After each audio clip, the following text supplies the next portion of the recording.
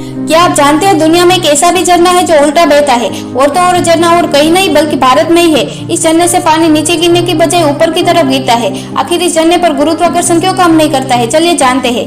दुनिया का एकमात्र उल्टा बहने वाला झरना भारत के महाराष्ट्र राज्य में स्थित है, जिसका नाम है नानेकाट वाटरफॉल। इसे रिवर्स वाटरफॉल के नाम से भी जाना जाता है। ये झरना मुंबई से मात्र 120 किलोमीटर की दूरी पर स्थित है। आप सभी ने अमेरिका के हूवर डैम के बारे में तो सुना होगा, जिससे पानी नीचे गिराते हैं तो ऊपर की तरफ जाता है। लेकिन नानेकाट झरने पर हवा का दबाव हूवर डैम से कई गुना ज्यादा रहता है, जिससे कि पूरे का पूरा झरना नीचे से ऊपर की तरफ बहने लगता है। क्या आपने भी कभी ये झरना देखा है? कमेंट में जरूर बताइए।